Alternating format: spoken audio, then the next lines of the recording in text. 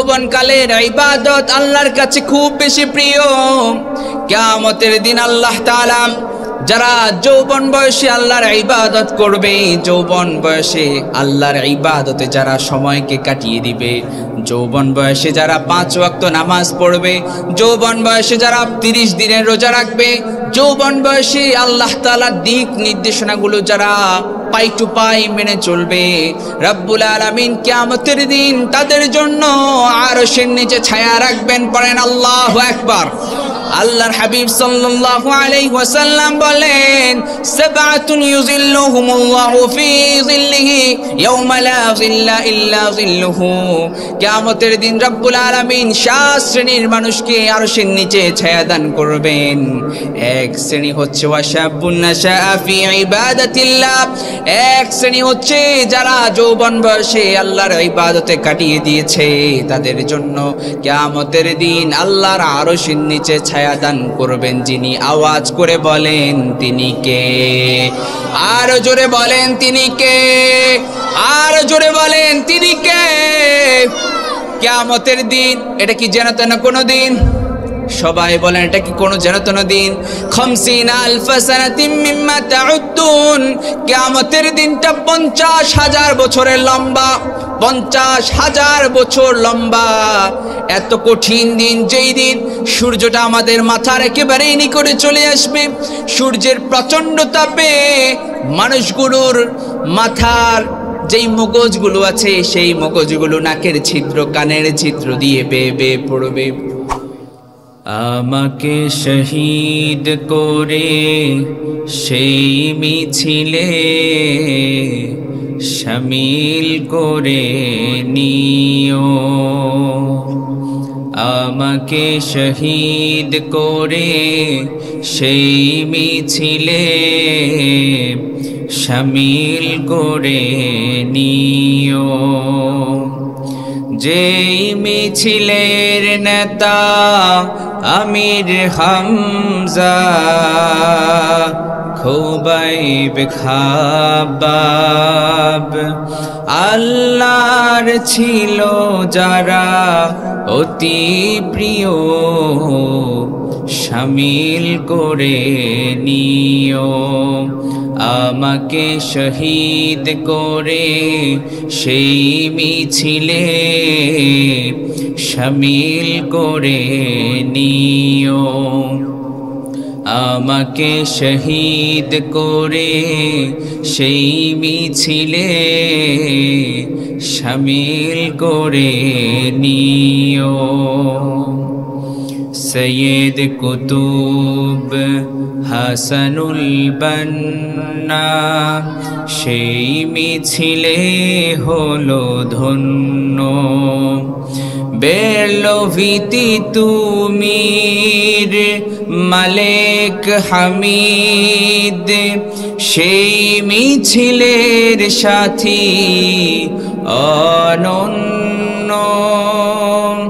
মরণ তো একদিন আসবেই জানি, মিনতি তোমার কাছে চির সুখের সেই মরণ আমায় দিও।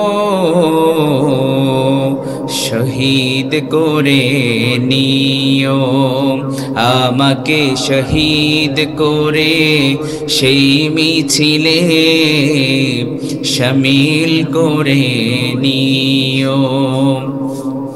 যেই মিছিলের নেতা আমির হামজা, খুবাইব খাবাব, আল্লাহর ছিল যারা অতি প্রিয়, শামিল করে নিও। আমাকে শহীদ করে সেই মিছিলে শামিল করে নিও। আমাকে শহীদ করে সেই মিছিলে শামিল করে নিও।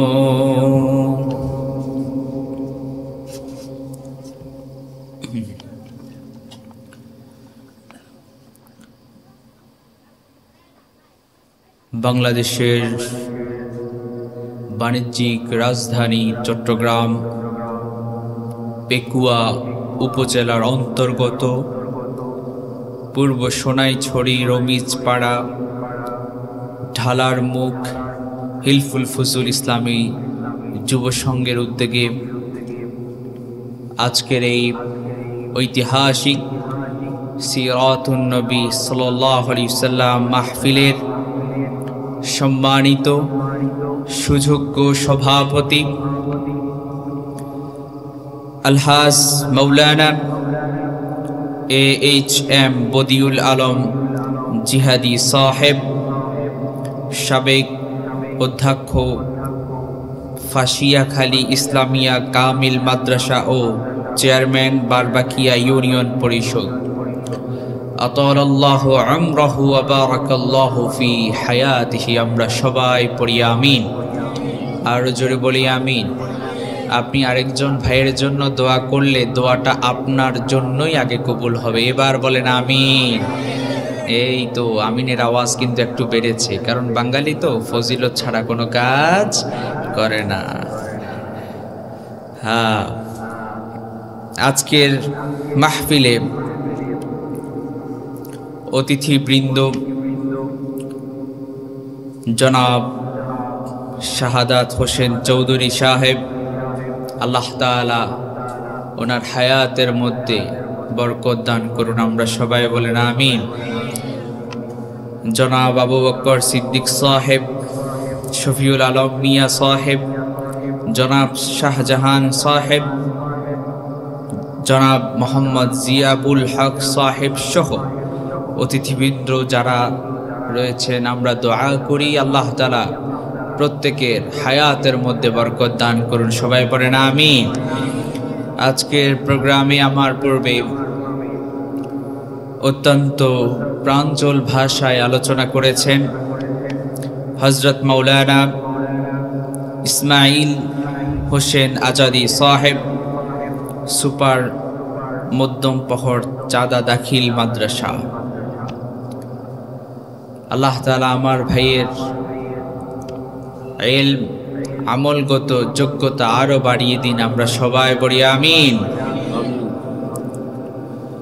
এখানে উনি যেই মাদ্রাসা সুপার মধ্যম পহর চাঁদা দাখিল মাদ্রাসা, চাঁদার কথা শুনলে কেমন জানি চাঁদাবাজদের কথা মনে পড়ে আমার ভাইয়েরা। যাক, এটা হয়তো আপনাদের চট্টগ্রামের ভিন্ন একটা ভাষা। আমাদের বাংলাদেশ হচ্ছে এমন একটা দেশ, এক দেশের গালি আর এক দেশের বুলি, ঠিক কিনা বলেন? আল্লাহ তাআলা ভাইকে আরো যোগ্যতা দান করে দিন। সবাই বলেন আমিন। বিশেষ বক্তা হযরত মাওলানা আব্দুস সামদ সাহেব, আল্লাহ তাআলা ওনার হায়াতের মধ্যে, ওনার ইলমের মধ্যে, ওনার আমলের মধ্যে আল্লাহ বরকত দান করে দিন। সবাই বলেন আমিন। আরও অনেকেই কথা বলেছেন, আমরা সবার জন্য মন থেকে দোয়া করি আল্লাহ তাআলা ওনাদের হায়াতের মধ্যে, ওনাদের ইলমের মধ্যে বরকত দান করে দিন। সবাই বলেন আমিন। আজকের এই চমৎকার এই আয়োজন যারা করেছে, আমরা শুরুতেই তাদের জন্য দোয়া করি। যারা এই মাহফিলকে বাস্তবায়ন করতে চেয়ে টাকা দিয়ে, পয়সা দিয়ে, শ্রম দিয়ে, বুদ্ধি দিয়ে যে যেভাবেই সহযোগিতা করেছে, আমরা মন থেকে দোয়া করি আল্লাহ তাআলা তাদের হায়াতের মধ্যে, তাদের রিজিকের মধ্যে বরকতের ফল্লু ধারা নাজিল করে দেন। পড়েন আমিন। উপস্থিত সম্মানিত উলামায়ে কেরাম, মুরব্বিয়ানে কেরাম, স্কুল, কলেজ, ইউনিভার্সিটি, মাদ্রাসা পড়ুয়া আমার একান্ত প্রিয় ছাত্র ভাইয়েরা, অত্র এলাকা এবং দূর দূরান্ত থেকে আগত স্বাগত দিন প্রেমিক, ইসলাম প্রেমিক, তাওহীদি জনতা, পর্দার অন্তরাল থেকে যারা শুনছেন, শ্রদ্ধেয়া সম্মানিতা মা এবং বোনেরা, প্রাণ প্রিয় চট্টগ্রামের বাঁশখালীবাসী নাকি চট্টগ্রামের বাঁশখালী পেকুয়া ভাইয়েরা, আপনারা সবাই কেমন আছেন? না, আপনাদের আওয়াজে মনে হচ্ছে না আপনারা ভালো আছেন। আমরা সবাই কেমন আছি? আলহামদুলিল্লাহ। আমাদেরকে ভালো রেখেছেন যিনি, তিনি কে? আরো জোরে বলেন, তিনি কে? আমাদেরকে সুস্থতার সাথে কোরআনের এই চমৎকার আয়োজনে আসার যিনি তৌফিক দিয়েছেন, আওয়াজ করে বলতে হবে তিনি কে? সে আল্লাহর দরবারে আমরা শুকরিয়া জ্ঞাপন করে সবাই আমরা পড়ছি আলহামদুলিল্লাহ। আরো জোরে বলি আলহামদুলিল্লাহ। পড়ি আল্লাহু আকবার। আরো জোরে বলি আল্লাহু আকবার। আল্লাহু আকবার বলতে আপনাদের কি ভয় লাগে? তাহলে আওয়াজ এত কম কেন? আবার বলি আল্লাহু আকবার। ভয়ের দিন তো শেষ। একটা সময় ছিল যখন আল্লাহু আকবারের তাকবীর দিলে কিছু মানুষের খারাপ লাগতো, ঠিক কিনা বলেন? আল্লাহু আকবারের স্লোগান দিলে তারা বলতো এটা তো রাজনৈতিক স্লোগান, ঠিক কিনা বলেন? আল্লাহু আকবারের স্লোগানকে তারা রাজনৈতিক স্লোগান বানিয়ে ফেলেছেন। অথচ আল্লাহু আকবারের স্লোগান এটা কোনো দলীয় কিংবা রাজনৈতিক স্লোগান নয়। আল্লাহু আকবারের এই স্লোগান হচ্ছে সাহাবীদের ঈমান দীপ্ত স্লোগান। চিল্লায়ে বলুন ঠিক কিনা?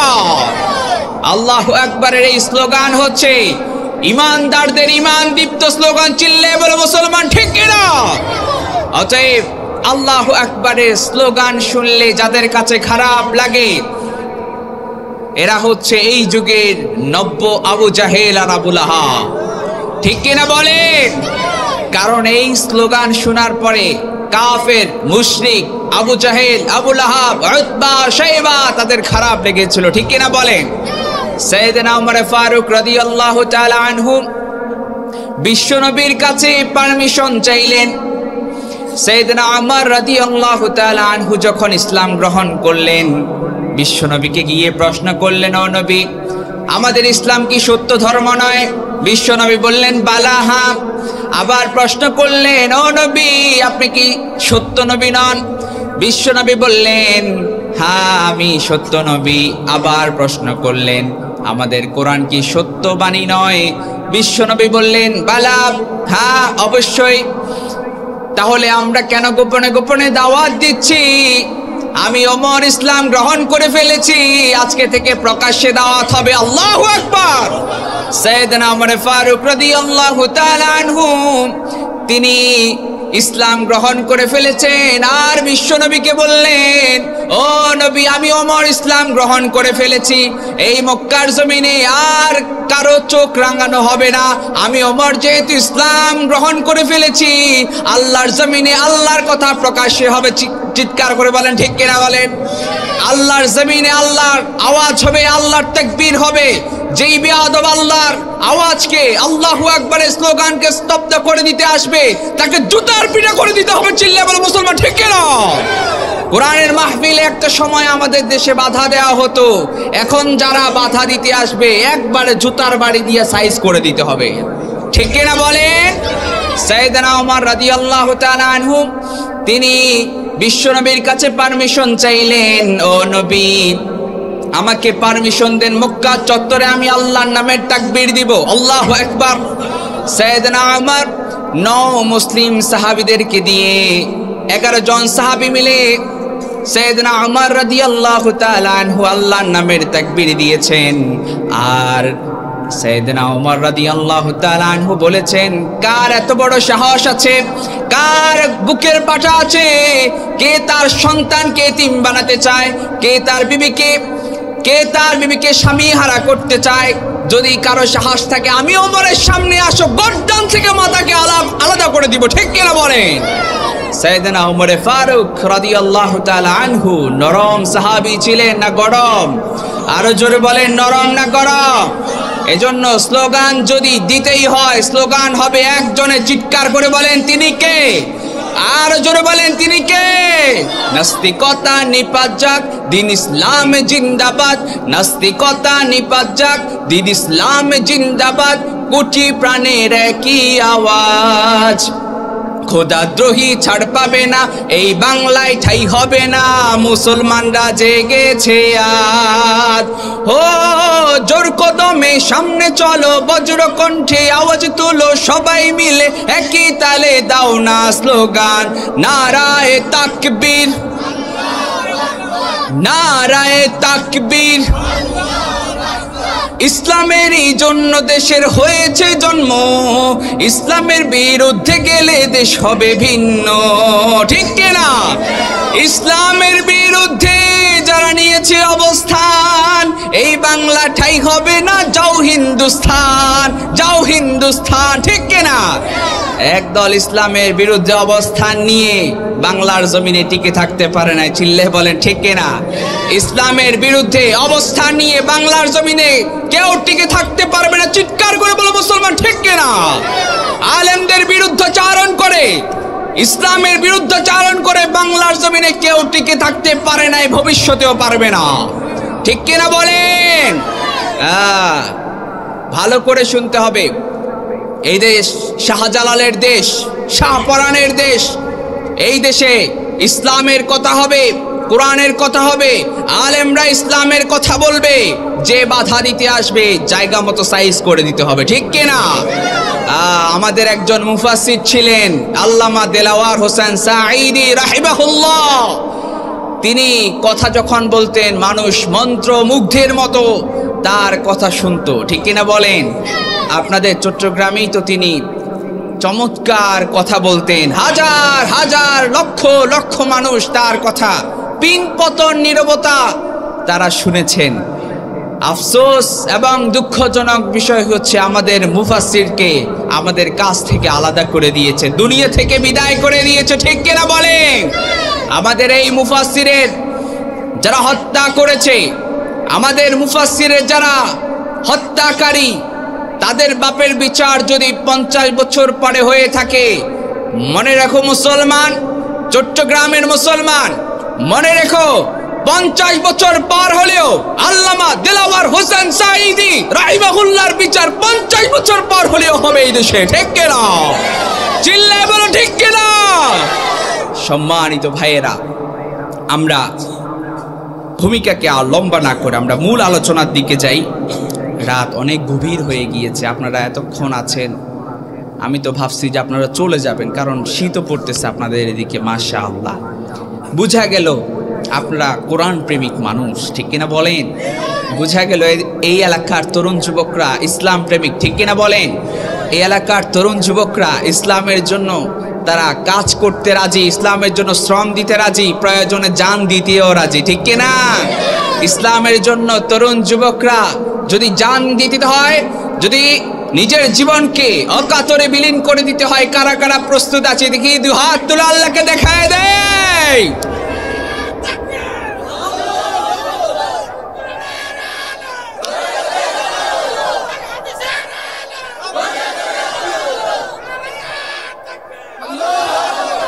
আল্লাহ কবুল করুন, সবাই বলেন আমিন, আর জোরে বলেন আমিন। আমার ভাইয়েরা, আজকের এই মাহফিলে আমাকে আলোচনার টপিক দিয়েছেন ইসলাম প্রচার ও প্রতিষ্ঠায় যুব সমাজের ভূমিকা, আর আয়োজন যারা করেছেন আমি দেখলাম তারাও যুবক। মাশাআল্লাহ, আমরা সারা বাংলাদেশ ব্যাপী কোরআনের তাফসির করি, বিভিন্ন জায়গায় প্রোগ্রামে যাই, এখন দেখতে পাই তরুণ যুবকরা এখন গানের কনসার্ট করে না, তরুণ যুবকরা এখন কোরআনের মাহফিল, সিরাতুন নবী মাহফিল সাজায়, ঠিক কিনা বলেন? এই যে তরুণ যুবকদের গণজোয়ার ইসলামের পক্ষে, এই গণজোয়ার কেউ বাধা দিয়ে আটকিয়ে দিতে পারবে? আরো জোরে বলেন, পারবে? এই গণজোয়ার কেউ রুখে দিতে পারবে না। ইসলামের যেই গণজোয়ার শুরু হয়েছে, তরুণ যুবকরা যেমনি ভাবে ইসলামের দিকে ধাবিত হচ্ছে, এর থেকে আমরা বুঝতে পারি আগামীর বাংলাদেশ ইসলামের বাংলাদেশ, ঠিক কিনা বলেন? আগামীর পৃথিবী ইসলামের পৃথিবী। ইসলামের বিজয় কেউ ঠেকায় দিতে পারবে না। যুগে যুগে অনেকেই চেষ্টা করেছিল যে ইসলামকে কোনোভাবে দমিয়ে রাখা যায় কিনা, কিন্তু যতবারই তারা চেষ্টা করেছিল ততবারই তরুণ যুবকরা উজ্জীবিত হয়ে তারা কোরআনের পাগল পাগল কোরআনের পাগলে পাগলপাড়া হয়ে যে তারা ইসলামকে বিজয় করেছে, ঠিক কিনা বলেন? এই বাংলার জমিনে ইসলামের পতাকা, কালেমার পতাকা পথ করে উড়ুক, আমরা চাই কি চাই না? আর জোরে বলেন, চাই কি চাই না? তরুণ যুবকদের নিয়ে আজকে কথা। এই তরুণ সমাজ যদি জাগ্রত হয়, গোটা সমাজ জাগ্রত হয়, ঠিক কিনা বলেন? এই তরুণ সমাজ যদি ঘোষণা করে আজ থেকে সমাজে কোনো ইপটিজিং চলবে না, চলতে পারবে? কথা বলেন। ইপটিজিং যেখানেই চলবে, বাধা আছে না নাই? আপনাদের সমাজে কেউ যদি কোনো ছেঁচড়া কোনো ছেলে পেলে যদি কোনো আপনাদের বোনদেরকে যদি ইপটিজিং করার চেষ্টা করে, আপনারা প্রতিহত করবেন না? কথা বলেন। আমার ভাইয়েরা, তরুণ সমাজ জাগ্রত হলে গোটা দেশ জাগ্রত হয়ে যায়। এর প্রমাণ হচ্ছে এই যে গত বছর 24শে আগস্ট 2024-এর 5 আগস্টে তরুণ যুবকরা একবারে দেখিয়ে দিয়েছে তরুণ যুবকদের শক্তি, ঠিক কিনা বলেন? তরুণ যুবকরা কি এখানে আছে এখানে? হ্যাঁ, আমি 3বার তাকবীর দিব। প্রথমে মুরব্বীরা, দ্বিতীয় তরুণ যুবকরা, তৃতীয় সবাই মিলে একসাথে লিল্লাহে তাকবীর। না, মুরব্বীদের আওয়াজ অত হয় নাই, দেখি এবার তরুণ যুবকরা কেমন আওয়াজ দিতে পারে। লিল্লাহে তাকবীর। দেখছেন কারবার? মুরব্বীদেরকে হারাই দিছে না? তো হইল এটা। আচ্ছা, এবার সবাই মিলে একসাথে আমরা একবার তাকবীর দেই, লিল্লাহে তাকবীর। মাশাআল্লাহ। আপনারা যারা আছেন, আমার মনে হচ্ছে পুরো আরো অনেক বিশাল মানুষ। যাক, এইভাবে শেষ পর্যন্ত রেসপন্স করবেন তো? শেষ পর্যন্ত থাকা যাবে তো? কারা কারা শেষ পর্যন্ত থাকবেন দেখি? লিল্লাহে তাকবীর। আল্লাহ আমার ভাইদেরকে কবুল করুন, সবাই বলেন আমিন। মানুষের জীবনে সবচেয়ে গুরুত্বপূর্ণ সময় হচ্ছে যৌবনকাল। যৌবনকাল আল্লাহ তাআলার দেয়া অন্যতম একটা নিয়ামত হচ্ছে যৌবন, তারুণ্য। এই যৌবনকে ইসলামের পক্ষে কাজে লাগাতে হবে, ঠিক কিনা বলেন? এই তারুণ্যকে ইসলামের পক্ষে কাজে লাগাতে হবে। এই যৌবন কোনো নেতা নেত্রীর পেছনে ব্যয় করার জন্য আল্লাহ তাআলা দেন নাই। এখন তরুণ সমাজ বিভিন্ন জায়গায় নেতা নেত্রীর পিছনে গিয়ে স্লোগান দেয়, আমার নেতার চরিত্র ফুলের মতো পবিত্র, আছে না নাই? গাঞ্জা খায় 5 ওয়াক্ত, শয়তানের ভক্ত, জাহান্নামের তক্ত, ঠিক কিনা বলেন? নেতা এমন নেতা ফুলের মতো তার চরিত্র, অথচ নামাজ নাই 1 ওয়াক্ত, গাঞ্জা খায় 5 ওয়াক্ত, শয়তানের ভক্ত, জাহান্নামের তক্ত, ঠিক কিনা? যেই নেতা নামাজ পড়ে না সেই নেতার পেছনে ঘোরাও জায়েজ নাই, বলেছেন কে? আর জোরে বলেন, কে বলেছেন? কিয়ামতের দিন নেতা এবং কর্মীর সাথে যখন দেখা হয়ে যাবে, নেতাও বলবে ইয়া নাফসি, কর্মীও বলবে ইয়া নাফসি। কর্মী বলবে ও নেতা, দুনিয়ার জমিনে পুলিশের কাছ থেকে বাঁচাইছো, র্যাবের কাছ থেকে বাঁচাইছো, তোমার পাওয়ার ছিল, কি ছিল? ক্ষমতা ছিল। আজকে তোমার সেই পাওয়ার আমাকে দেখিয়ে দাও। নেতা বলল, আল্লাহ তাআলা যদি আমাকে হেদায়েত দিত তাহলে আমি তোকে হেদায়েত দিতাম। আল্লাহ যেহেতু আমাকে হেদায়েত দেয় নাই, আমাকে যেহেতু হেদায়েত দেয় না, আমি যেহেতু হেদায়েতের পথে ছিলাম না, তোকে আমি কেমনে হেদায়েত দান করব? তখন কর্মী বলবে, ওগো আল্লাহ, এই নেতার পেছনে আমি যৌবনকাল পার করেছি, তারুণ্য পার করেছি, আজকে আমি একা একা জাহান্নামে যাব না, আমার নেতাকে নিয়ে জামাতে জাহান্নামে যাব। পড়েন নাউজুবিল্লাহ। এজন্য যেই নেতা নামাজি না, যেই নেতা পশ্চিম দিক ফিরে আছাড় খায় না, সেই নেতার পেছনে গুড়গুড় করা যাবে না। আমার ভাইরা, তরুণ এবং যুবক ভাইরা, আমাদের এই যৌবন, এটা কার দেওয়া নেয়ামত? আরো জোরে বলেন, কার? আল্লাহ নাম নিতে আপনাদের খারাপ লাগে? খারাপ লাগে? সবাই আল্লাহকে ডাকেন তো, আল্লাহ। আবার ডাকেন আল্লাহ, আবার ডাকেন আল্লাহ। আল্লাহ নাম যতই জপি ততই মধুর লাগে, নামে তো মধু থাকে কে জানি তো আগে। আল্লাহ নাম যতই জপি ততই মধুর লাগে, নামে তো মধু থাকে কে জানি তো আগে। আলহামদুলিল্লাহ পড়েন। মানুষের জীবনে সবচেয়ে গুরুত্বপূর্ণ সময় হচ্ছে যৌবনকাল। সবচেয়ে গুরুত্বপূর্ণ সময় হচ্ছে যৌবন বয়সের এই যৌবন এবং তরুণের এই তারুণ্য আমাদেরকে আল্লাহ তাআলা দান করেছেন। আল্লাহ তাআলা দান করেছেন এবং আমাদেরকে নির্দেশনা দিচ্ছেন। আমাদেরকে আল্লাহ রাব্বুল আলামিন নির্দেশনা দিচ্ছেন। রাব্বুল আলামিন বলেন, ওয়ালতাকুম মিনকুম উম্মাতুন ইয়াদউনা ইলাল খায়রি ওয়া ইয়ামুরুনা বিল মা'রুফি ওয়া ইয়ানহাউনা আনিল মুনকার ওয়া উলাইকা হুমুল মুফলিহুন।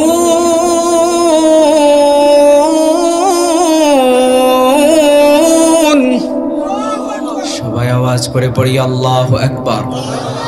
রাব্বুল আলামিন বলেন, তোমাদের মধ্য থেকে এমন একটি দল থাকা চাই যেই দল সৎ কাজের আদেশ দিবে, ভালো কাজের আদেশ দিবে, ভালো কাজের নির্দেশ দিবে, ওয়ায়ানহাউনা আনিল মুনকার এবং খারাপ কাজে বাধা দিবে। তাহলে সৎ কাজে ভালো কাজে আদেশ দেওয়ার দরকার আছে না নাই? খারাপ কাজে বাধা দিতে হবে, খারাপ কাজ যেটা সেটাকে বাধা দিতে হবে। এখন আপনি চিন্তা করলেন খারাপ কাজ হোক, আরেকজন সমস্যায় পড়ুক, আরেকজন বিপদে পড়ুক, আমি তার সাহায্য করব না, অসৎ কাজে আপনি বাধা দিলেন না। আমার ভাইয়েরা, ছোট্ট একটা ঘটনা আপনাদেরকে শেয়ার করব, শুনবেন। ছোট্ট ঘটনা আপনাদেরকে শেয়ার করি।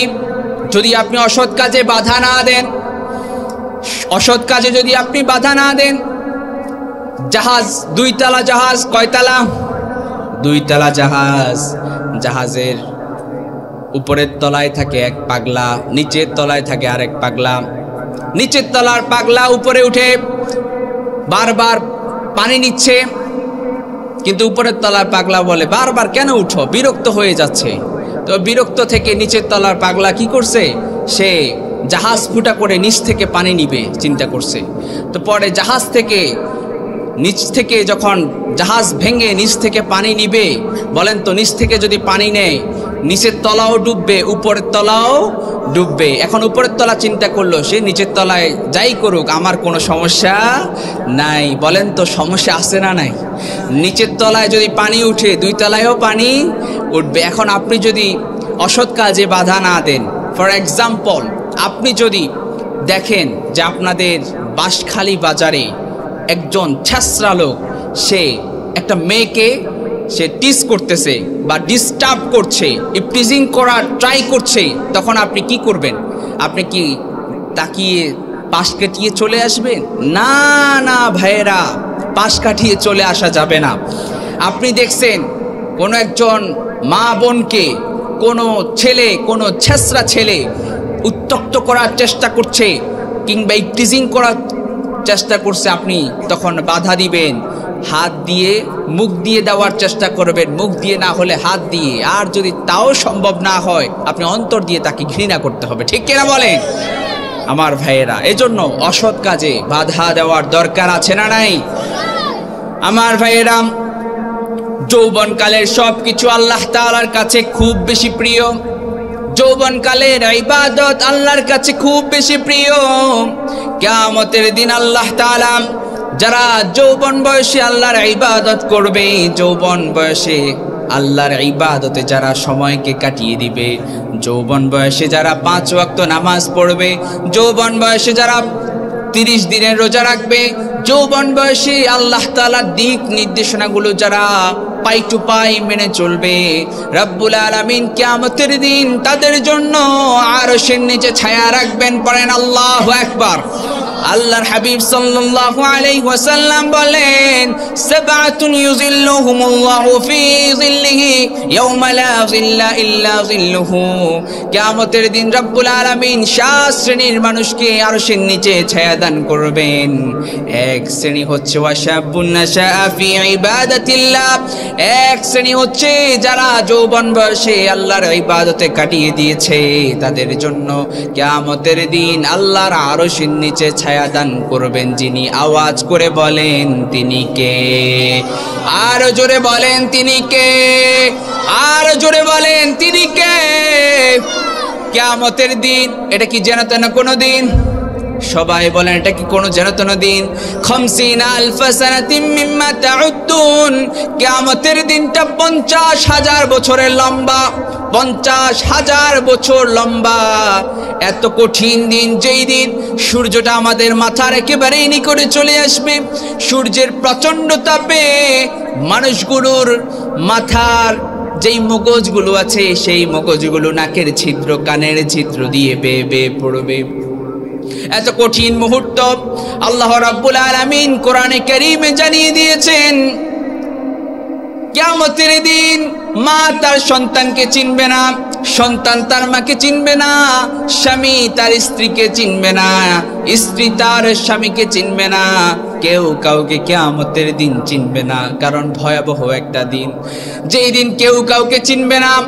পিপাসায় মানুষের জিহবাটা নাভিস্থল পর্যন্ত ঝুলতে থাকবে। আল্লাহু আকবার। এত কঠিন দিন, যেই দিন নবীরাও পড়বে ইয়া নাফসি, উম্মতরাও ইয়া নাফসি, নবীরাও পড়বে ইয়া নাফসি, উম্মতরাও।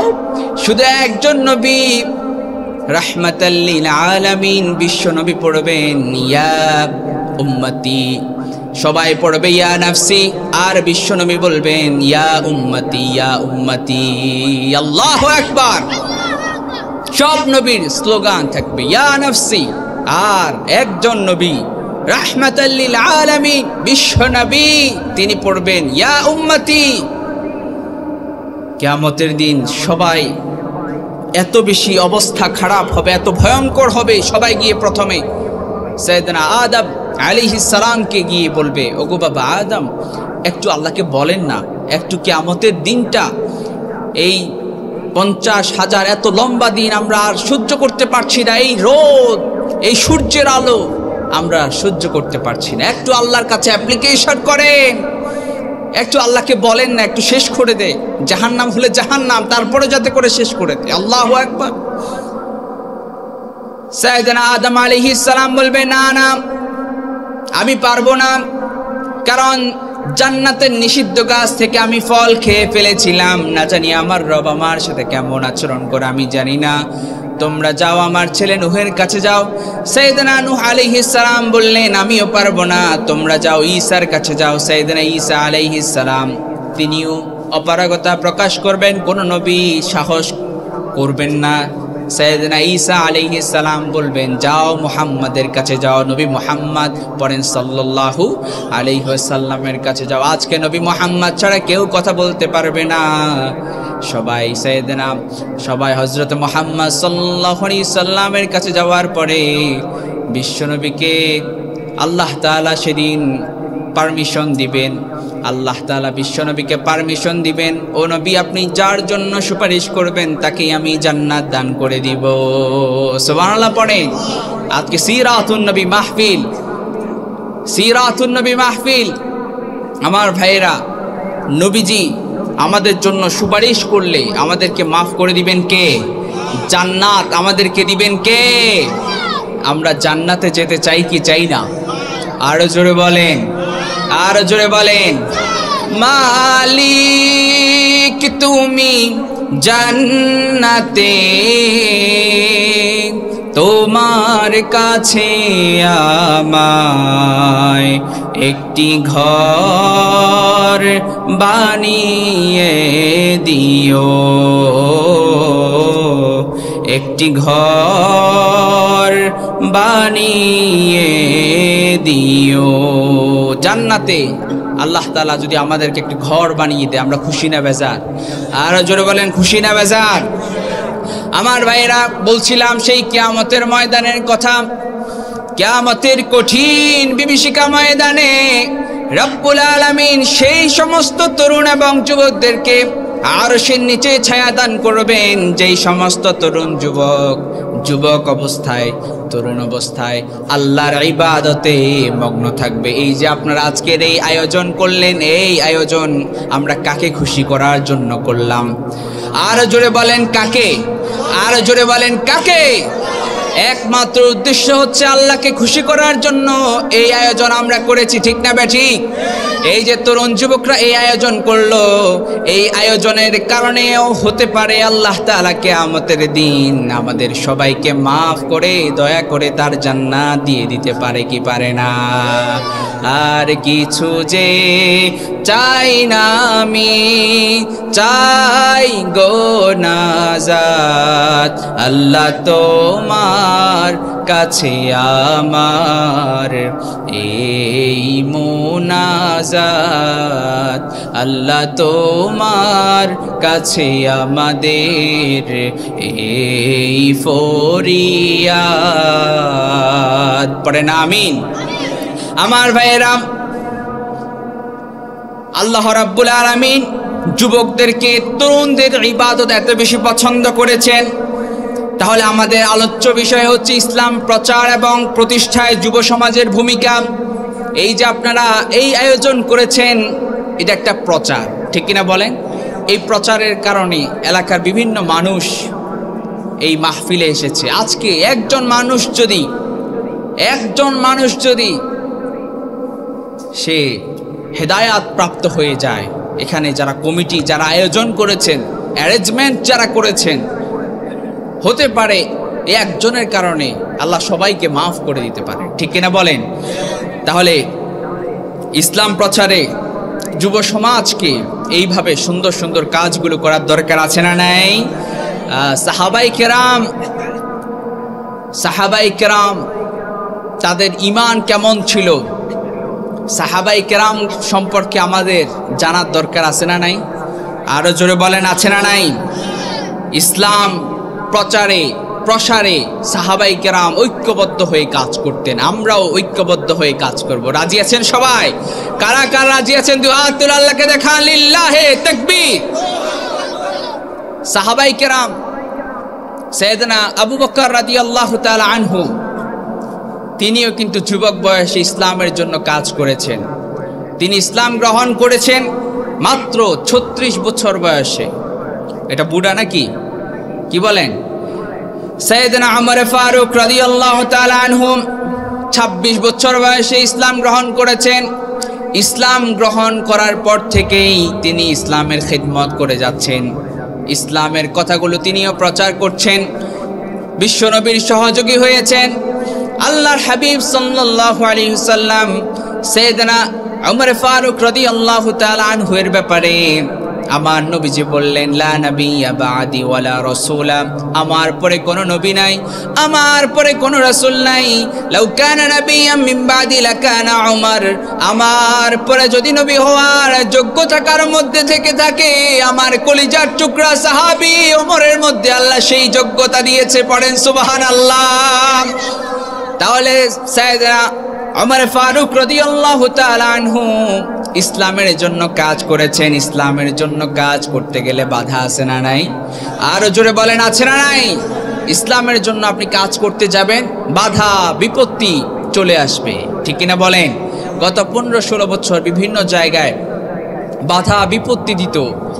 মাহফিলের স্টেজে এসে বিভিন্ন নেতা সাহেব বলতো, হুজুর রাজনৈতিক আলাপ করবেন না, আছে না নাই? আপনাদের কক্সবাজার চকরিয়া একবারে চকরিয়ার বাজারটার একটু পরেই গত বছর না, এই বছরের সম্ভবত ফেব্রুয়ারিতে একটা প্রোগ্রাম করেছিলাম। আমার পরে বক্তা ছিলেন, সেটাও যুব সমাজের প্রোগ্রাম ছিল। আমার পরে বক্তা ছিলেন মাহমুদুর রহমান দিলওয়ার ভাই। আমার পরেই তিনি আলোচনা করেছেন। তিনি আলোচনার মাঝখানে তাকে বাধা দেওয়া হলো। এই যে বাধা, ইসলামের কথা বলতে গেলে বাধা আছে না নাই?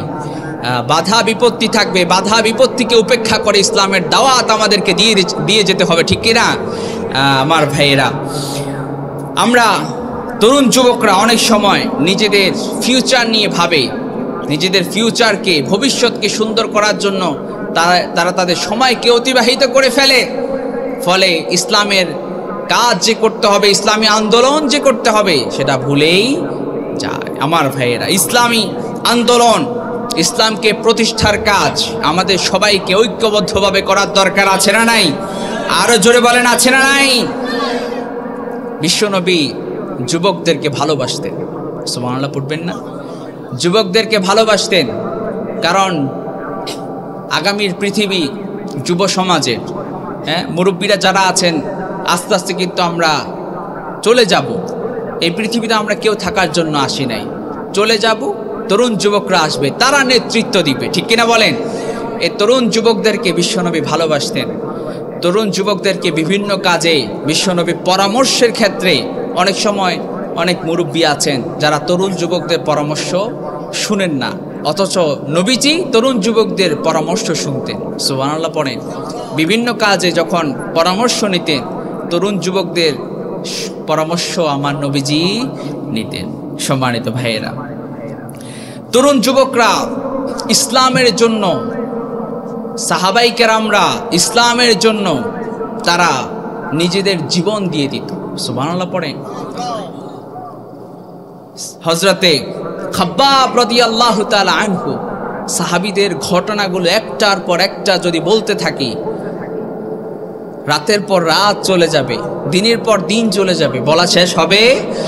সাইয়েদনা খাব্বাব রাদিয়াল্লাহু তাআলা আনহুকে ইসলাম কবুল করার কারণে কাফের মুশরিকরা তাকে জ্বলন্ত কয়লার উপর জিদ করে শুইয়ে দিয়ে তার উপর জুলুম নির্যাতন করেছে, জুলুম নির্যাতন করেছে। হযরতে বেলাল রাদিয়াল্লাহু তাআলা আনহুর ঘটনা আমরা সবাই জানি। বেলাল রাদিয়াল্লাহু তাআলা আনহু এমন সাহাবী, বিশ্বনবী এত বেশি ভালোবাসতেন, এত বেশি ভালোবাসতেন, সেই বেলাল রাদিয়াল্লাহু তাআলা আনহুকে কাফের মুশরিকরা মরুভূমির উত্তপ্ত বালির উপরে চিৎ করে শুইয়ে দিয়ে জুলুম নির্যাতন করেছিল, অত্যাচার করেছিল। এরপরেও বেলাল রাদিয়াল্লাহু তাআলা আনহু ইসলামের পথ থেকে 1 ইঞ্চি পরিমাণ সরে দাঁড়ান নাই। সুবহানাল্লাহ পড়ে। এত জুলুম অত্যাচার করার পরেও তিনি আহাদ আহাদ আহাদ আল্লাহু আকবার, লা ইলাহা ইল্লাল্লাহ বলতে পারছেন না, কিন্তু 1 আঙ্গুল দিয়ে বলছেন আহাদ, আল্লাহ এক, ঠিক কিনা? ইমানের পথে অবিচল থেকেছে, ইমানের পথে অবিচল থেকে আমার মরণ যেন হয়। ইমানের পথে অবিচল থেকে আমার মরণ যেন হয়। পড়েন আমিন। আমার ভাইয়েরা, সাহাবাই কেরাম ইসলামের জন্য, ইসলামের প্রচারের জন্য তারা নিজেদের জীবন দিয়ে দিয়েছেন, রক্ত দিয়েছেন, জুলুম অত্যাচারের শিকার হয়েছেন। আমার নবীও জুলুম অত্যাচারের শিকার হয়েছেন, কারাগারে বন্দী ছিলেন। এখনো ইসলামের কথা প্রচার করতে গেলে, এখনো ইসলামের বাণীগুলো প্রচার করতে গেলে আমরা দেখেছি এই দেশে শত শত আলেমকে জালেমরা, স্বৈরাচাররা খাঁচায় বন্দী করেছিল, ঠিক কিনা? খাঁচায় বন্দী করে তারা মনে হয় ইসলাম এর কথা বন্ধ করে দিয়েছে নাকি? যত খাঁচায় বন্দী করবে, যত ইসলামকে নামানোর চেষ্টা করবে, তত ইসলামকে আরো গর্জে উঠাবেন যিনি। আওয়াজ করে বলেন তিনি কে? আরো জোরে বলেন তিনি কে? কাফের মুশরিকরা অনেক চেষ্টা করেছিল, অনেক চেষ্টা সাধনা করেছিল কিভাবে ইসলামের আলোকে নিভিয়ে দেওয়া যায়, ইসলামকে কিভাবে হত্যা, ইসলামকে কিভাবে, আল্লাহর নবীকে কিভাবে হত্যা করে ইসলামের আওয়াজকে স্তব্ধ করে দেওয়া যায়। অনেক চেষ্টা করেছিল। বলেন তো সেই চেষ্টা তারা কি সফল হয়েছে? কথা বলেন, সফল হয়েছে?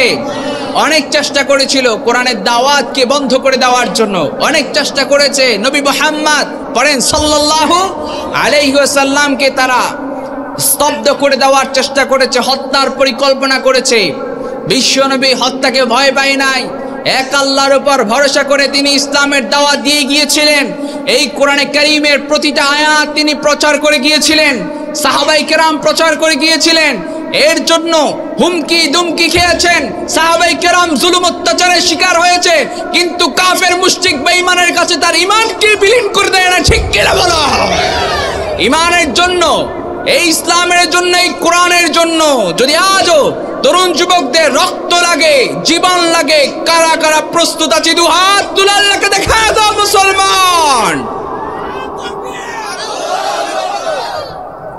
আল্লাহ আমাদের সবাইকে কবুল করুন, সবাই বলেন আমিন। ইসলামের জন্য সাহাবায়ে কেরাম কি ত্যাগ তিতিক্ষা দিয়েছেন, কি ত্যাগ তিতিক্ষা দিয়েছেন। হযরত আলী রাদিয়াল্লাহু তাআলা আনহু চিনেন তো আপনারা? সাহাবীদের নামগুলো আপনারা জানেন তো? হ্যাঁ, 4 খলিফার নাম জানেন? আবু বকর, ওমর, ওসমান, আলী রিদওয়ানুল্লাহি তাআলা আলাইহিম আজমাইন। এই যে আলী রাদিয়াল্লাহু তাআলা আনহু, তিনাকে সেনাপতি বানানো হয়েছিল খাইবারের যুদ্ধে। খাইবার মানে হচ্ছে আলী রাদিয়াল্লাহু তাআলা আনহু, আলী রাদিয়াল্লাহু তাআলা আনহু মানেই হচ্ছে খাইবার। অর্থাৎ এত সম্পর্ক এতটা অতপ্রতভাবে জড়িত ছিল। সুবহানাল্লাহ পড়বেন না? বিজয় হচ্ছিল না, বিশ্বনবী কি করবেন চিন্তায় পড়ে গেলেন, সবাইকে নিয়ে বসলেন যে কি করা যায়। এরপরে সাইয়েদনা আলী রাদিয়াল্লাহু তাআলা আনহুকে দায়িত্ব দেওয়া হলো। সাইয়েদনা আলী রাদিয়াল্লাহু তাআলা আনহুকে দায়িত্ব দেওয়া হলো। বিশ্বনবী সাল্লাল্লাহু আলাইহি ওয়াসাল্লাম বলেন, আগামীকাল আমি যেই ব্যক্তিকে পতাকা দিব, যে আল্লাহ এবং তার রাসূলকে ভালোবাসে এবং আল্লাহ এবং তার রাসূল তাকে ভালোবাসে, খুব মনোযোগ সহকারে শুনবেন। বিশ্বনবী বললেন, আগামীকাল আমি যাকে আমি পতাকা দিব সে আল্লাহ এবং তার রাসূলকে ভালোবাসে, আল্লাহ এবং তার রাসূল তাকেও ভালোবাসে। এরপরে মজমায় সাহাবায়ে কেরাম, সাইয়েদনা ওমর আছেন, সাইয়েদনা আবু বকর আছেন, সবাই বসে আছেন। সবাই চিন্তা করলেন, ওমর চিন্তা করলেন হয়তো আল্লাহর নবী আমার ব্যাপারে এই কথা বলেছেন। সাইয়েদনা আবু বকর রাদিয়াল্লাহু তাআলা আনহু তিনি চিন্তা করলেন হয়তো আল্লাহর নবী আমার কথা বলেছেন। কিন্তু না, পরের দিন ফজরের পরে বিশ্বনবী সাইয়েদনা আলী রাদিয়াল্লাহু তাআলা আনহুকে খুঁজতে লাগলেন। সাইয়েদনা আলী রাদিয়াল্লাহু তাআলা আনহুকে খুঁজতে লাগলেন। সাইয়েদনা আলী রাদিয়াল্লাহু তাআলা আনহুকে ডাকলেন। আলী রাদিয়াল্লাহু তাআলা আনহু আসলেন। আলী রাদিয়াল্লাহু তাআলা আনহুর চোখের মধ্যে অসুখ হয়েছে, চোখের মধ্যে সমস্যা হয়েছে, চোখ উঠেছে, লালচে হয়ে গেছে, তিনি দেখতে পারছেন না। বিশ্বনবী আলী রাদিয়াল্লাহু তাআলা আনহুর চোখে বিশ্বনবীর লালা মুবারক লাগিয়ে দিয়েছেন। সুবহানাল্লাহ পড়েন। বিশ্বনবীর লালা মুবারক লাগিয়ে দিয়েছেন। সাইয়েদনা আলী রাদিয়াল্লাহু তাআলা আনহু বললেন, ও নবী যখন থুতু লাগিয়ে দিলেন, নবীর থুতু মুবারক যখন লাগিয়ে দিলেন, আলী রাদিয়াল্লাহু তাআলা আনহু বললেন, আগে আমি যা দেখতাম না এখন তাও দেখি। সুবহানাল্লাহ পড়েন। নবীজির বরকত, সুবহানাল্লাহ পড়বেন না? সাইয়েদনা আলী রাদিয়াল্লাহু তাআলা আনহুকে আল্লাহ তাআলা আরোগ্য দান করলেন, সুস্থতা নিয়ামত দান করলেন। বিশ্বনবী সাইয়েদনা আলী রাদিয়াল্লাহু তাআলা আনহুকে পতাকা দিলেন, সেনাপতি বানিয়ে দিলেন দুর্গ বিজয় করার জন্য। ইহুদি তারা দুর্গকে দখল করে আছে, দুর্গ বিজয় করার জন্য আলী রাদিয়াল্লাহু তাআলা আনহুকে সেনাপতি বানিয়ে দিলেন। আলী রাদিয়াল্লাহু তাআলা আনহু দুর্গের দিকে অগ্রসর হলেন। ইহুদি বাহিনীর নেতা মারহাব গর্ব করে বলতে লাগলেন, খাইবার জানে আমি মারহাব শস্ত্রধারী যুদ্ধজয়ী সাহসী বীর। অর্থাৎ ওই ইহুদি ওই দুর্গের যে সেনাপতি ছিল ওই মারহাব, তার নাম হচ্ছে মারহাব, সে বলতে লাগলো আমি যে কেমন শস্ত্রধারী, আমি যে কেমন সাহসী বীর, এটা সবাই জানে, এটা খাইবার জানে। টানা যুদ্ধ হচ্ছে কিন্তু তাদের কাছ থেকে দুর্গাকে বিজয় করা যাচ্ছে না। বিশ্বনবী আলীকে রাদিয়াল্লাহু তাআলা আনহুকে দায়িত্ব দিলেন। আলী রাদিয়াল্লাহু তাআলা আনহু দুর্গার দিকে যখন অগ্রসর হলেন, ওই দুর্গার যেই বীর, ওই দুর্গার যে নেতা, সে বলতে লাগলো আমি যে কেমন বীর, আমি যে কেমন সাহসী, সেটা আলী মনে হয় জানে না। সাইয়েদনা আলী রাদিয়াল্লাহু তাআলা আনহু তিনিও সাহস করে বলেছেন যে আমার মা আমাকে হায়দার বলেছে। হায়দার মানে হচ্ছে ভয়ঙ্কর সাহসী। আল্লাহু আকবার। সাইয়েদনা আলী রাদিয়াল্লাহু তাআলা আনহু বলল, আমার মা আমার নাম রেখেছিলেন হায়দার, আমার নাম রেখেছেন ভয়ঙ্কর সিংহ। আল্লাহু আকবার। আমার ভাইয়েরা, এই মারহাবাই আলী রাদিয়াল্লাহু তাআলা আনহুকে অনেকক্ষণ ধরে যুদ্ধ চলছিল, অনেকক্ষণ ধরে মারামারি হচ্ছিল। আলী রাদিয়াল্লাহু তাআলা আনহু ঢাল দিয়ে তিনি প্রোটেক্ট করছেন। একটা পর্যায়ে ঢালটা ভেঙে গেল যুদ্ধের ময়দানে। তীর ঢাল আপনারা চিনেন তো, চিনেন না? ঢাল দিয়ে তিনি নিজেকে প্রোটেক্ট করার চেষ্টা করলেন। একটা সময় ঢালটা ভেঙে গেল। সাইয়েদনা আলী রাদিয়াল্লাহু তাআলা আনহু সেই দুর্গের প্রধান গেট, সেই গেটকে এক হাত দিয়ে তিনি সেই গেটের ধরে টান দিলেন, গেট ছুঁড়ে বের হয়ে গেল। এই গেট দিয়ে তিনি নিজেকে প্রোটেক্ট করতে লাগলেন এবং ওই মারহাবের বিরুদ্ধে তিনি যুদ্ধ করতে শুরু করলেন। ওই মারহাবকে দুনিয়া থেকে বিদায় করে দিয়েছেন। আল্লাহু আকবার। ওই যে দুর্গার যেই বড় যে গেট, এই গেটটা তিনি এক হাতে তিনি নিয়ে ফেলেছেন। অথচ হাদিসে বর্ণনায় আছে এই বড় গেট এই বড় গেটের ওজন এত বেশি ছিল যে কয়েকজন মানুষ, কেউ বলেছে 40 জন, কেউ বলেছে 8 জনের মতো মানুষ সেই গেটকে ধরতে হয়, না হলে এই গেট ধরা যায় না, এত ওজন। আর আলী রাদিয়াল্লাহু তাআলা আনহুকে আল্লাহ এত শক্তি দিলেন, সেই শক্তি দিয়ে সেই গেটকে ধরে তিনি প্রোটেক্ট করলেন আর মারহাবকে তার গর্দান থেকে কল্লাকে আলাদা করে দিলেন। আল্লাহু আকবার। আমার ভাইরা, বদর যুদ্ধের সময় শুনতেছেন আমার কথা? কষ্ট হচ্ছে না তো? শেষ করে দিব নাকি? আরো কতক্ষণ শুনবেন? শোনা যাবে? তাকবীর দেন, লিল্লাহে তাকবীর। আরো আওয়াজ করে লিল্লাহে তাকবীর। বদর যুদ্ধের সময় আল্লাহর হাবিব সাল্লাল্লাহু আলাইহি ওয়াসাল্লাম যুদ্ধের ঘোষণা করলেন। নবীজি যুদ্ধের ঘোষণা করলেন। সমাবেশের পাশে দাঁড়িয়ে আছে টকবকে যুবক উমাইর রাদিয়াল্লাহু তাআলা আনহু। সমাবেশের পাশে দাঁড়িয়ে আছেন। দাঁড়িয়ে দাঁড়িয়ে তিনি খেজুর খাচ্ছিলেন। হযরত উমাইর রাদিয়াল্লাহু তাআলা আনহু দাঁড়িয়ে দাঁড়িয়ে খেজুর খাচ্ছিলেন। বিশ্বনবী ঘোষণা করলেন বদর যুদ্ধে যারা শাহাদাত বরণ করবে, রব্বুল আলামিন আসমান এবং জমিনের সমপরিমাণ বিশাল জান্নাত তার জন্য প্রস্তুত করে রেখেছেন। পড়েন আল্লাহু আকবার। আসমান এবং জমিনের মতো বড় জান্নাত তার জন্য রেডি করে রেখেছেন। উমাইর রাদিয়াল্লাহু তাআলা আনহুর 2 মুঠে খেজুর ছিল। এক মুঠের খেজুর খাওয়ার পরে আরেক মুঠের খেজুর তিনি ফেলে দিয়ে তিনি যুদ্ধের ময়দানে ঝাঁপিয়ে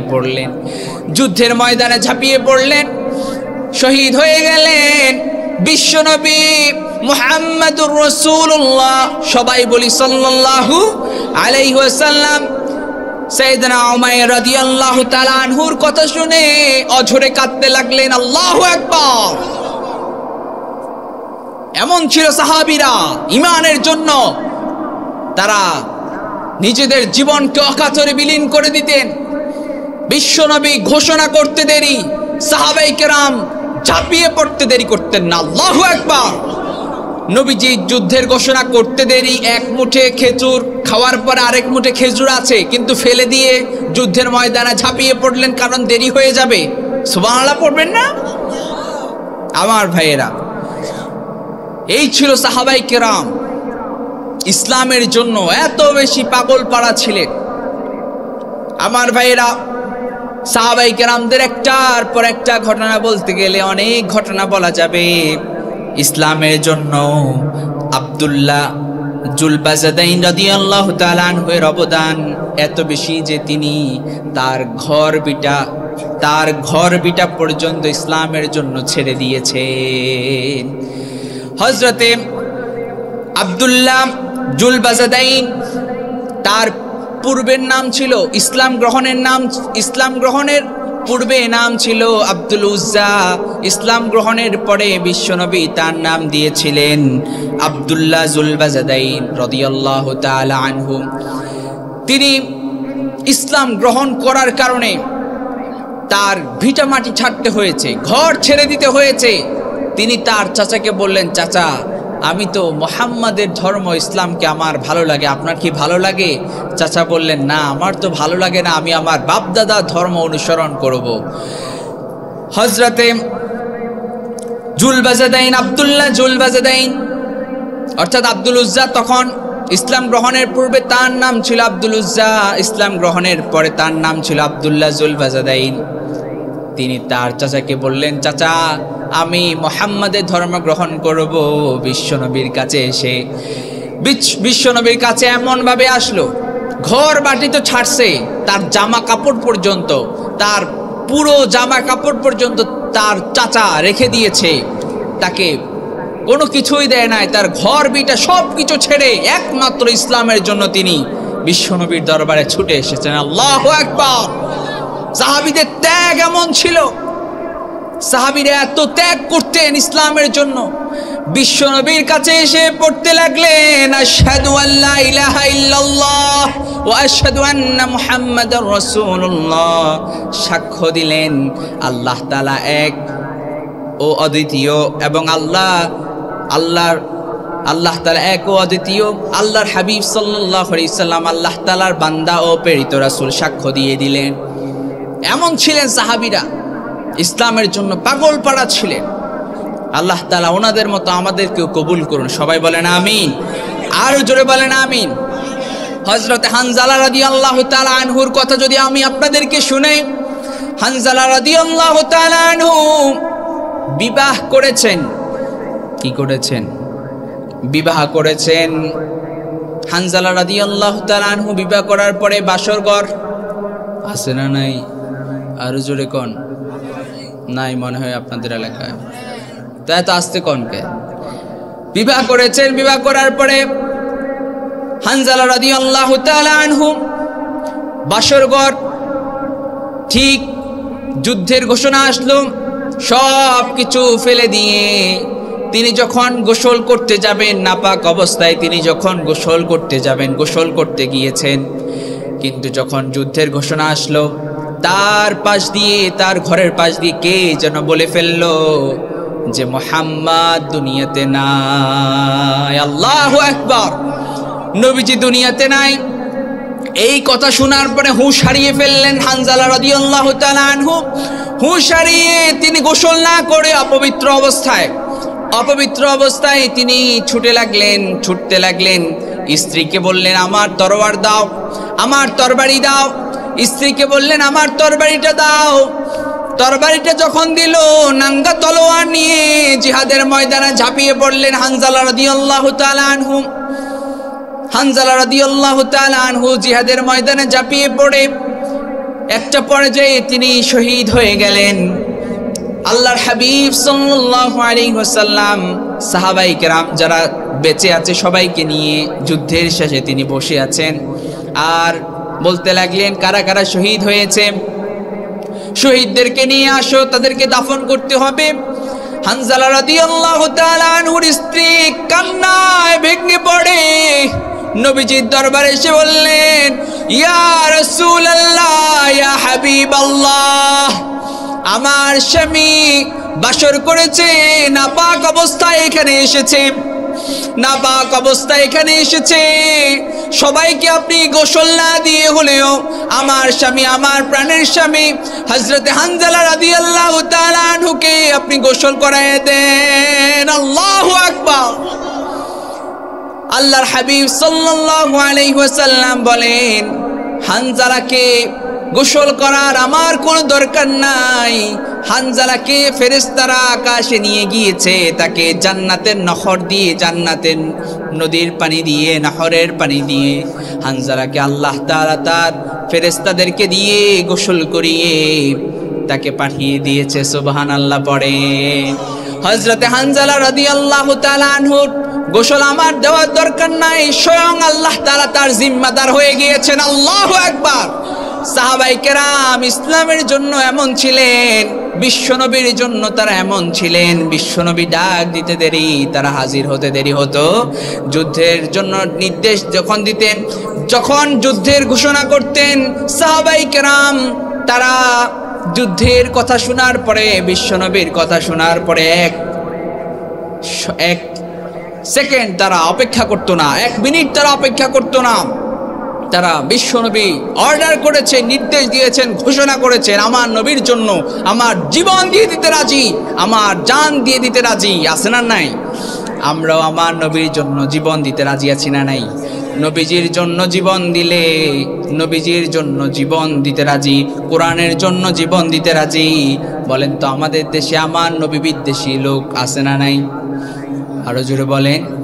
নবীর জন্য আপনি যদি আমার নবীর সম্মান রক্ষার্থে প্রয়োজনে আমরা নিজেদের জান দিয়ে দিব, কিন্তু আমার নবীর সম্মানে আঘাত করে বাংলার জমিনে বেঁচে থাকার তার কোনো অধিকার নাই, ঠিক না বেঠি?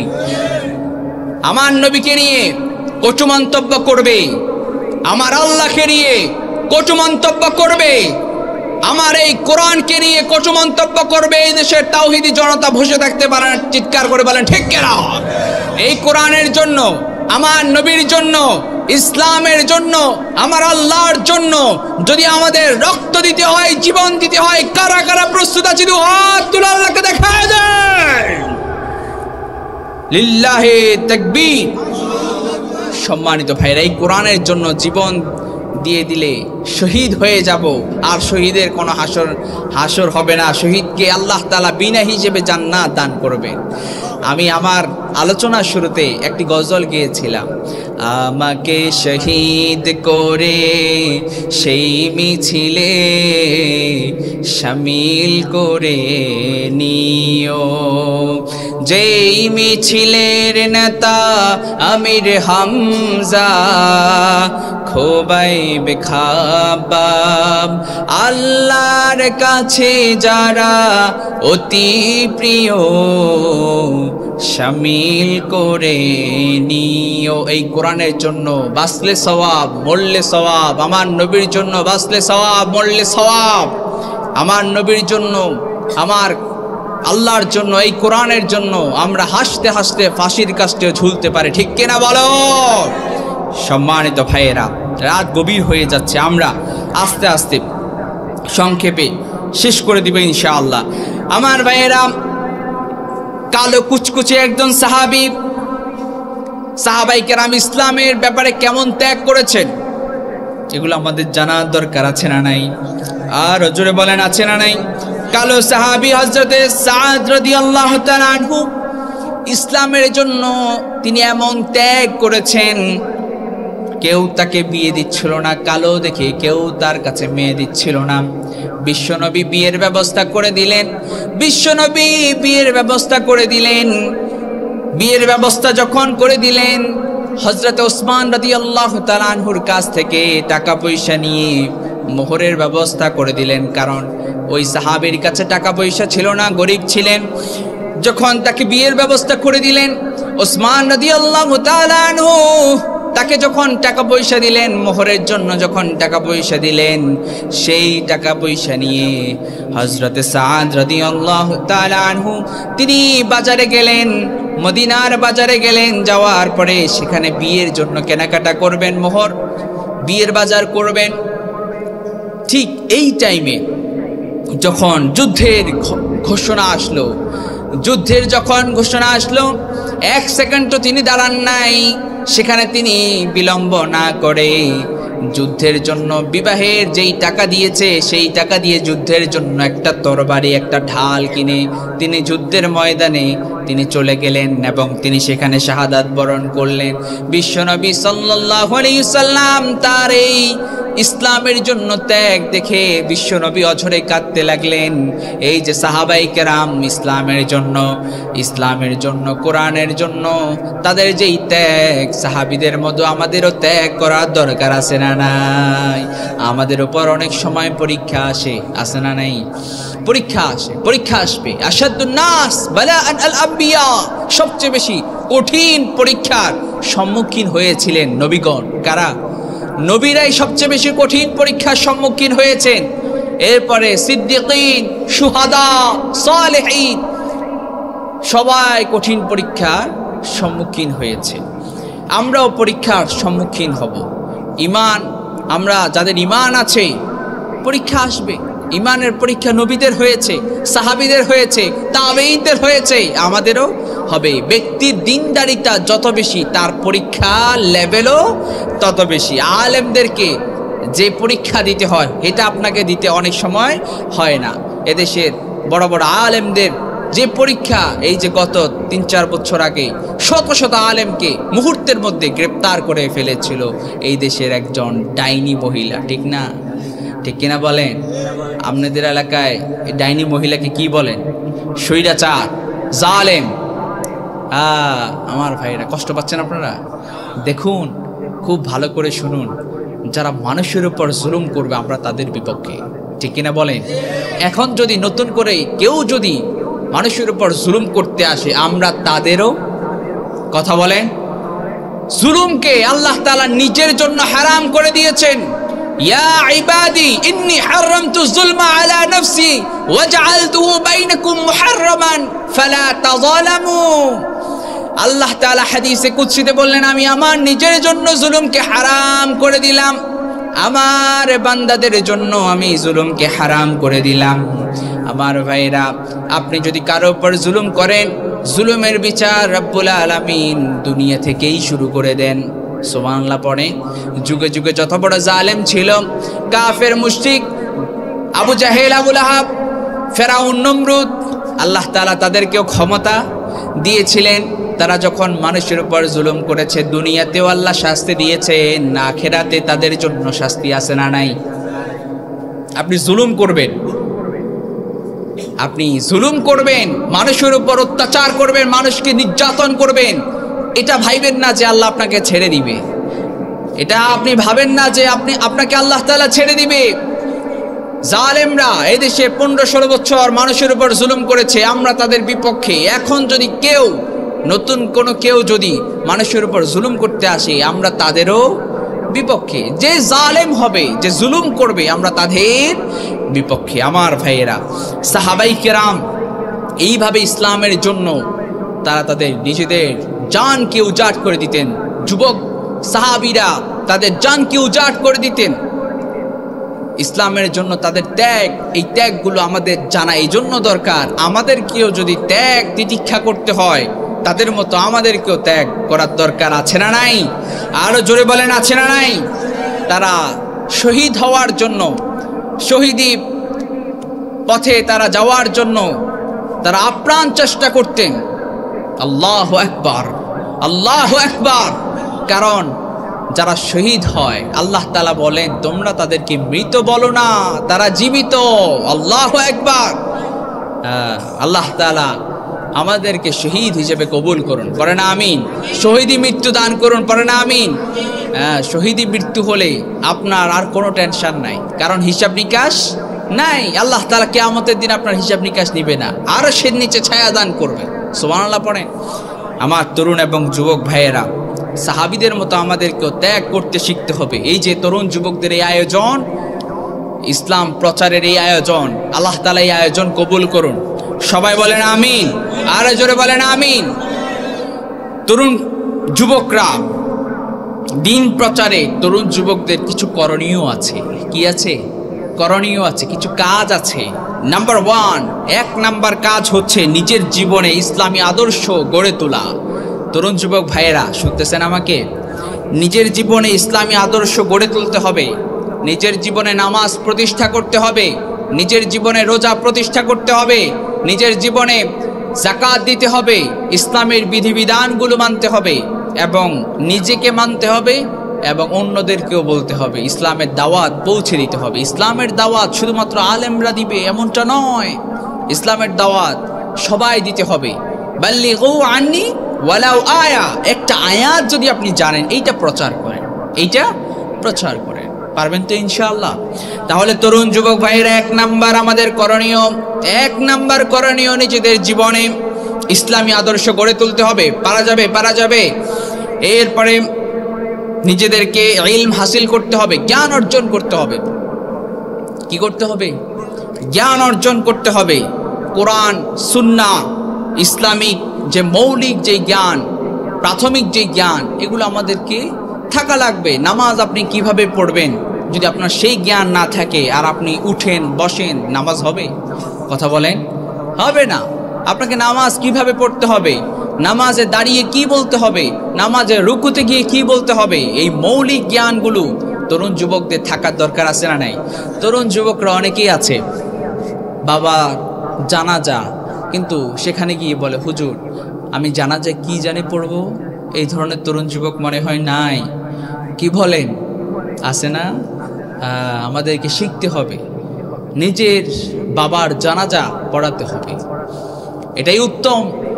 আপনি নিজের বাবার জানাজার নামাজের ইমামতি করবেন তো দূরে থাক, ইমামতি করতে গেলে যে যোগ্যতা লাগবে, কি কি পড়তে হবে, এটাই আপনি জানেন না, তাহলে কি হবে?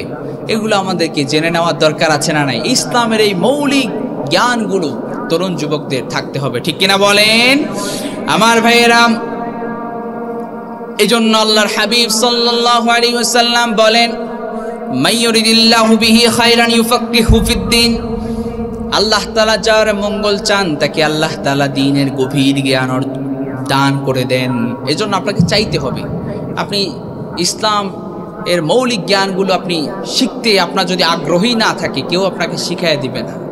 কোরআন আপনি পড়তে পারেন না, কিন্তু আপনি ইমাম সাহেবের কাছেও যান না, অথচ আপনি ইংলিশ শেখার জন্য, IELTS করার জন্য, বাহিরে যাওয়ার জন্য আপনি কত কিছু শিখেন, কিন্তু কোরআন শিখতে পারলেন না। আপনার মতো কপাল পোড়া আকাশের নিচে জমিনের উপরে দ্বিতীয় কেউ হতে পারে? কোরআনের সাথে, এই কোরআনের সাথে, এই শুনুন ভাইয়েরা, এই কোরআনের সাথে আমাদের সংস্পর্শ বাড়াতে হবে। পারবেন না ইনশাআল্লাহ? এই কোরআনের সাথে যারা সংস্পর্শ বাড়ায় তাদের সম্মান, তাদের মর্যাদা আল্লাহ তাআলা আকাশচুম্বী করে দেন। সুবহানাল্লাহ পড়েন। এই কোরআনের সাথে যারাই আসবে তাদের সম্মান বেড়ে যাবে। বলেন তো, এই যে রেহাল, এটা কি? এটা কি রেহাল? এই রেহাল এটা যদি আপনার পায়ের সাথে লেগে যায়, আপনি এটা কি করবেন? চুমু খাবেন না? চুমু খাবেন না কেন? কারণ এই রেহালের মধ্যে আল্লাহর কোরআন আমরা রাখি, ঠিক কিনা বলেন? আল্লাহর কোরআন এই রেহালের মধ্যে রাখার কারণে আপনি এই রেহাল যদি আপনার পায়ের সাথে লেগে যায়, আপনি এটা ধরেন, এটা চুমু খান। হ্যাঁ, এরপরে কোরআনের যে জিলবাব আছে না, কাপড়, অনেকেই কাপড় লাগায়।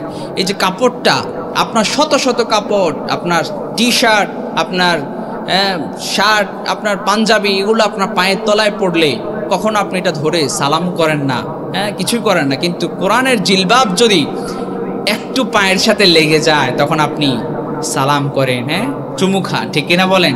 এই কোরআনের সাথে যাদের সংস্পর্শ আসবে, যারা সংস্পর্শে আসবে তাদের সম্মান বাড়িয়ে দিবে। তরুণ যুবকরা এই কোরআনের সংস্পর্শে আসতে হবে। রাজি আছেন ইনশাআল্লাহ? এরপরে 3 নাম্বার হচ্ছে সামাজিক যোগাযোগের মাধ্যমে দাওয়াত প্রচার করতে হবে। আমরা অনেকেই ফেসবুক চালাই, আছে না নাই? ফেসবুক চালান নাই আপনারা? ইউটিউব আছে না? এই ফেসবুক, ইউটিউবে আপনি আজে বাজে কিছু শেয়ার না করে ইসলামের কথা শেয়ার করবেন, আপনি ইসলামের বাণীগুলো শেয়ার করবেন। কোরআনের একটি আয়াত লিখে, সে আয়াতের অর্থ লিখে আপনি শেয়ার করবেন, পোস্ট করবেন, স্ট্যাটাস দিবেন। পারা যাবে ইনশাআল্লাহ আমার ভাইয়েরা? তাহলে সামাজিক যোগাযোগের মাধ্যমে আমাদেরকে ইসলামের খিদমত করে যেতে হবে। কি? আচ্ছা, আর কতক্ষণ শোনা যাবে? আমি কথা শেষ করার পরে আমার ভাই, তিনি বড় একজন মানুষ, বড় আলেম, তিনি আপনাদের সম্মুখে কথা বলবেন। তবে আমি আরেকটু কথা বলে, পয়েন্টগুলো বলে আমি শেষ করে দিচ্ছি। উঠাউঠি করবেন না। আমরা আজকে মোনাজাত করে বাড়িতে কারা কারা যাব দেখি? 2 হাত তুলে আল্লাহকে দেখান। লিল্লাহে তাকবীর, লিল্লাহে তাকবীর। আল্লাহ আমাদের সবাইকে কবুল করুন। আরো জোরে বলেন আমিন, আরো জোরে বলেন আমিন। এই মাহফিলের উসিলায়, in the day of judgement, কাল কিয়ামতের কঠিন বিভীষিকা ময়দানে আল্লাহ যেন আমাদেরকে মাফ করে, দয়া করে তার জান্নাত দান করেন। পড়েন আমিন। আমার ভাইরা, 4 নম্বর যুবকদের করণীয় হচ্ছে, যুবকরা সৎ কাজের আদেশ করবে, অসৎ কাজে বাধা দিবে। কি করবে? সৎ কাজের আদেশ, অসৎ কাজে বাধা। এরপরে যুবকরা তাদের আচরণ, তাদের চরিত্র, আচরণের মাধ্যমে তারা মানুষের সাথে এমনভাবে আচরণ করবে, তার আচরণে যাতে মানুষজন মুগ্ধ হয়ে যায়। বিশ্বনবীর আচরণ, বিশ্বনবীর যে চরিত্র, এটা হচ্ছে ফুলের চেয়েও পবিত্র, ঠিক কিনা বলেন? আমার নবীর আচরণ এত চমৎকার ছিল, আমার নবীর চরিত্র এত দারুণ ছিল। নবীজির একটা চাদর ছিল, চাদর পরে না অনেকে? চাদর আছে কারো? এই যে চাদরের মধ্যে একটা খসখসে একটা থাকে, এখান দিয়ে এক বেদুইন এসে বিশ্বনবীর সেই চাদর ধরে টান দিলেন। বিশ্বনবী এখানে খুব ব্যথা পেয়েছেন, কিন্তু সেই বেদুইনের সামনে একটা মুচকি হাসি দিলেন। কি হাসি দিলেন? মুচকি হাসি দিলেন, কিন্তু তিনি বড্ড ব্যথা পেয়েছেন। আমরা কি করি? কেউ যদি একটা চাদর টান দেয়, আপনি যদি একটু ব্যথা পান, আসে না নাই? আসে না নাই? দেখি চলতে পারে, কি করে না, আসে না? কিন্তু আমার নবীজি একটা মুচকি হাসি দিলেন। এই যে আচরণ, বিশ্বনবীর চমৎকার চরিত্র দেখে শত শত কাফের মুশরিক ইসলাম কবুল করে ফেলেছেন। আলহামদুলিল্লাহ। আমাদের বিশ্বনবীর মতো আমাদের চরিত্র থাকার দরকার আছে না নাই? আরো জোরে বলেন, আছে না নাই? আমার ভাইয়েরা, যুবকদেরকে একত্রে একসাথে ঐক্যবদ্ধ হয়ে কাজ করতে হবে। ঐক্যবদ্ধ হয়ে কাজ করলে আল্লাহ তাআলা সেই কাজে বরকত দান করবে। আমার ভাইরা, যুবকদের ৯ নম্বর করণীয় হচ্ছে যুবকদেরকে ধৈর্য ধারণ করতে হবে। কি করতে হবে?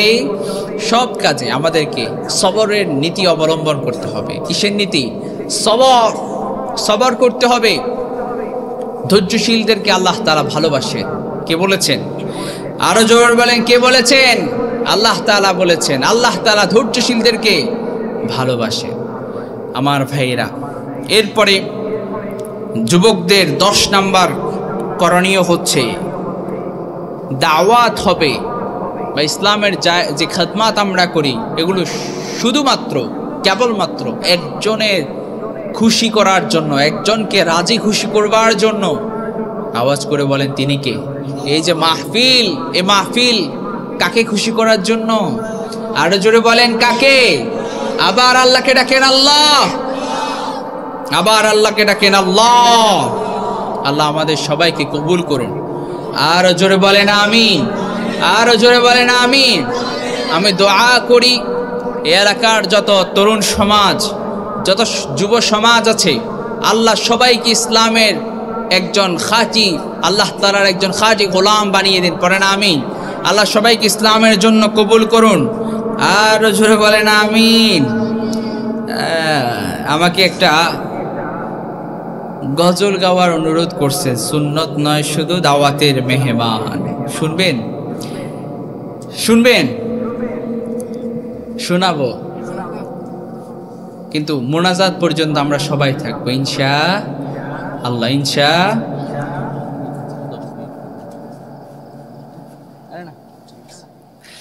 আমার ভাইয়েরা, সুন্নতের গজলটা শুনবেন? সবাই তাকবীর পড়েন, লিল্লাহে তাকবীর। আরো জোরে লিল্লাহে তাকবীর।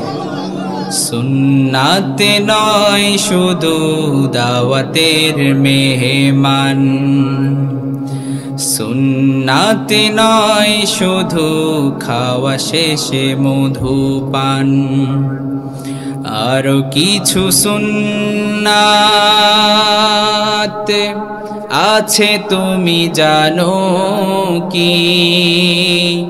জানলেও জীবন মোহাব্বতে তার সুদিনের সাথী তুমি, দুর্দিনেও তার পাশে থাকো কি?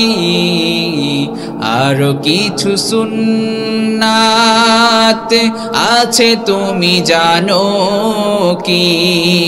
জানলেও জীবনে কখনো তা মানো কি? আরো কিছু সুন্নাত আছে তুমি জানো কি?